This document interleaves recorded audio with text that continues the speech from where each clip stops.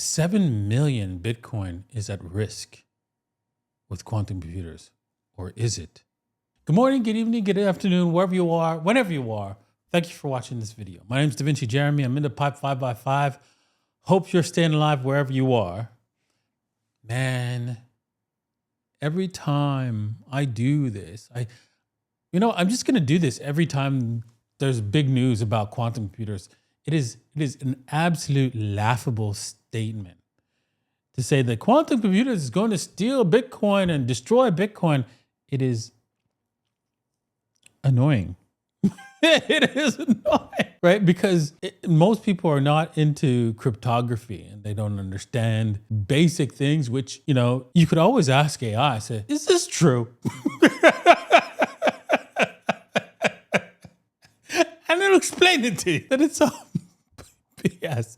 Especially if if sometimes it may give you the yes answer, but then not give you like a full, well, hey, you know what? Whilst it's true, those 7 million Bitcoins might be at risk. By the time we have an AI system, a quantum computer able to hack the Bitcoin's encryption protocol, it will be very slow to do that because it will come up and say, yeah, I could do it in 2 years, right? One address. And that would be considered broken, right? That's how encryption gets broken over time. You don't break an encryption, especially this kind of level of encryption like that. Doesn't work that way. Does not, right? If you learn how this works, it's not broken like that. It takes a lot of iteration for it to figure it out and then tests. And so how many times it could do that test is the time and an estimated time for it to actually find your actual private key. That's how it works. Now, keep in mind, as computers get faster and faster, that time frame would compress, right? Especially with the quantum computers, but it'll still take it time. That's what people seem to be missing. So effectively, whilst all these addresses, right, there isn't one 7 million Bitcoin address, just so you know. There's a lot of addresses. And Satoshi didn't have one address with 1 million Bitcoins. There's a lot of addresses. Okay? That's how it works. Okay? So you'd have to go to one of them at a time. And it'd be like actually mining effectively again, all over again for Bitcoin. So it is not the problem, folks. It's not. This is what we're going to go over some news articles today, right? And I'm going to go into the TA again at the end of the show, but just so you know, right, to put your mind at ease, quantum computers is not an issue. Okay. All right, so let's go hit the like button and let's take a look at all the news links that we've got here. So make sure if you want to join the school, right, you can just head over to davinci15.com. Or, you can scroll down and, if you want some Satoshis, you could head over to Satoshi15.com. And there's the news links right here. So, yeah, just click on some news links that we are going to be discussing today. And boom, you could get these actual news links. And let's take a look at the first one, right? To freeze or not to freeze Satoshi and the 440 billion in Bitcoin threatened by quantum computing. As quantum computing inches closer to reality, 7 million Bitcoins, including Satoshi's 1 million Bitcoins, are potentially at risk. Okay, this isn't nonsense, right? As we explained, you do not break this type of encryption by, boop, look at that. I could go through and get all the addresses. Instantly private keys everywhere.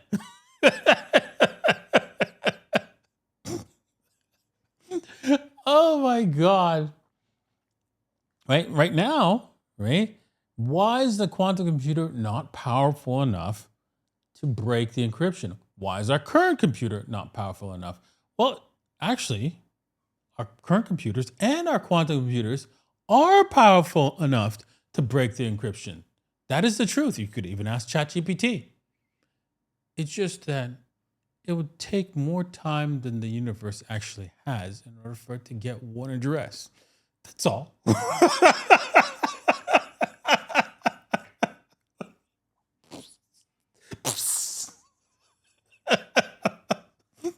So, of course, computers have to get faster, and then that time compresses. Get it? That's how it works. Okay. Oh my God. Quantum computers powerful enough to break the Bitcoin encryption could expose 7 million coins, including the 1 million attributed to Satoshi Nakamoto, worth an estimated 440 billion at current prices. And see, this is all scare tactics. All scare tactics. Stay away from Bitcoin. Stay away. Quantum computers. Guess what? You know what?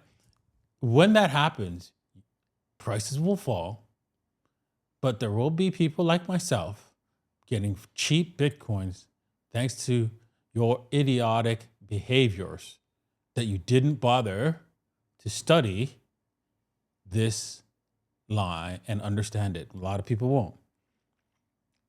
And you'll get free Bitcoin. You get cheap Bitcoin, man. And then once they realize, oh, that wasn't so bad. Wait a minute. I sold out my Bitcoin because I thought it was over. Yeah, they did. But you won't. You watching here, you will know. You have an opportunity.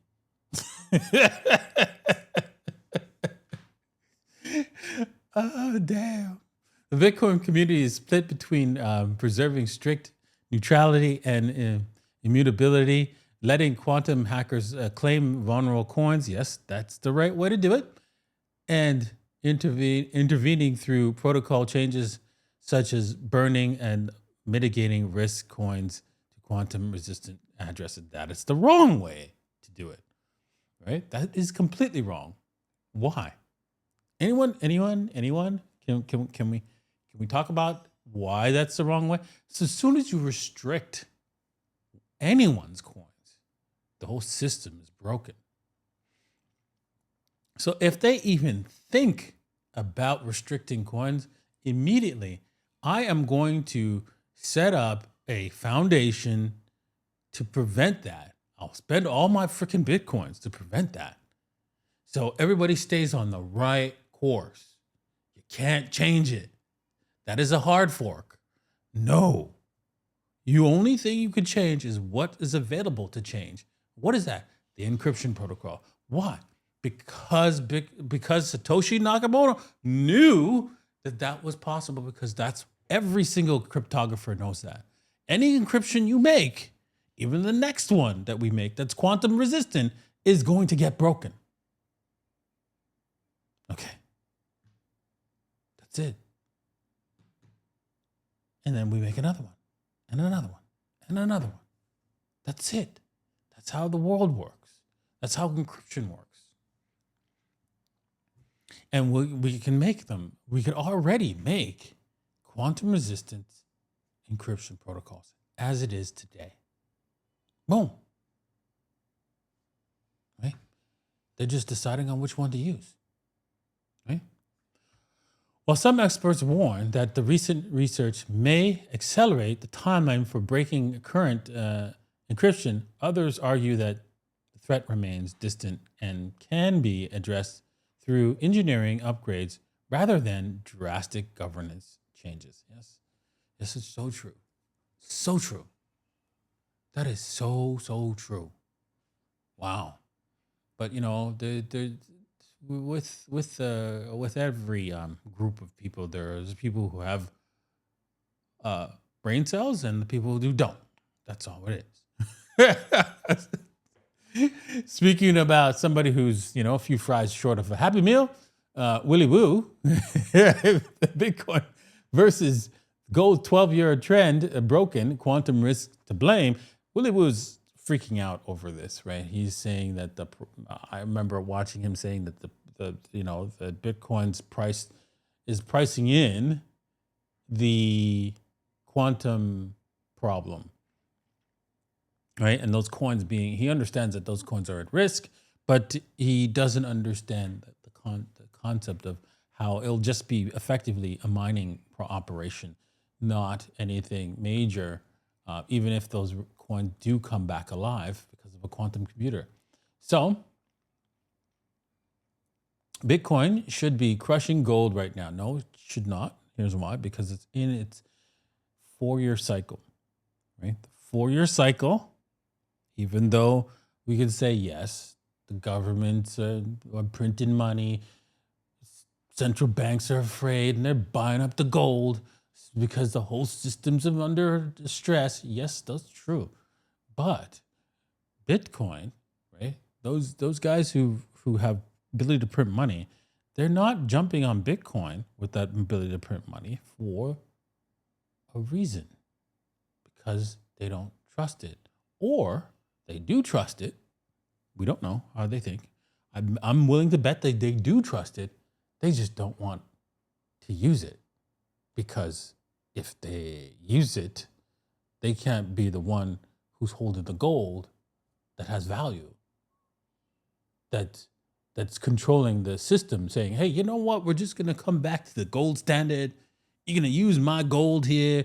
I'm going to hold it, by the way. But you can trust me. They want to be the guy, right? And so that they can like print as much money as they want, right? That's what they want. They don't want a system where it's all transparent. That doesn't work for them, right? All their goal plans go out the window.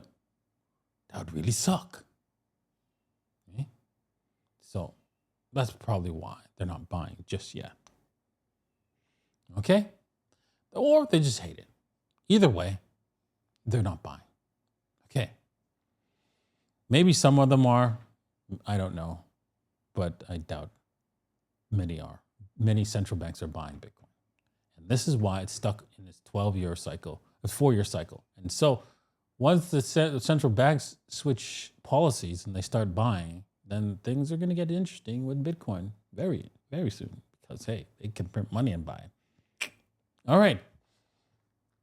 Wu posted a thread on X alongside a chart tracking how BTC has performed against gold since 2010. And for 12 straight years, Bitcoin steadily gained ground on gold in a clear upward trend. That trend just broke. Yes, because, dog.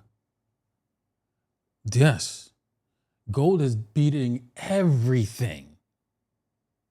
Every single market, everywhere. Why? Because we've already said why. Because a central bank can print money. And a central bank that can print money and it wants something, it's going to go buy it. What are they buying that they want? It's called gold. And so this is what's running the price up. Now, why is it not running like a madman?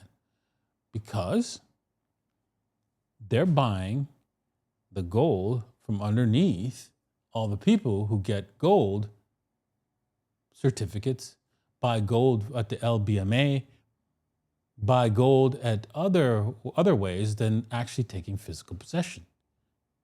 And so the price doesn't have to run crazy for them, right?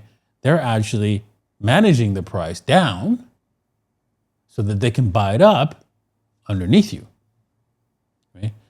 And I would bet when this whole system collapses that all the people who think they have gold, especially if they don't own physical gold, and I'm talking not just physical gold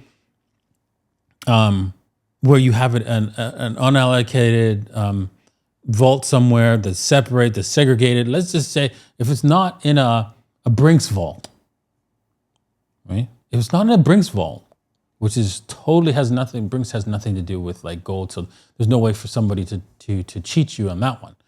If it's not in your own vault system, right, that's separate, that doesn't have anything to do with they don't generally manage a gold as a job, right? So for example, Perth Mint, all that gold's not yours. It's definitely not yours. It's guaranteed by the government, that all that Perth Mint gold. Guaranteed dollars though. Australian dollars. That's not yours, right? None of that gold is yours. All that gold is gone to the central bank. And they thank you for it. Okay. So very few people actually own actual gold unless they own it physical. Very few. Okay, and that's why gold has gotten a lot higher, whilst it hasn't gone absolutely ape nuts. Okay? And it will eventually. It will. And so yeah, that is my commentary on gold. Let's get over to Bitcoin. And man, did we ever have a tank? Well, we knew that this 61.8 was coming, right? Because I was telling you, hey, this is a breakdown. We're probably going to break down to the 61.8, and yep, we did. Right now, it's coming back up because you know what? If we take a look at the CME probably had a gap. Where's the CME futures? We should have had a gap here. Interesting.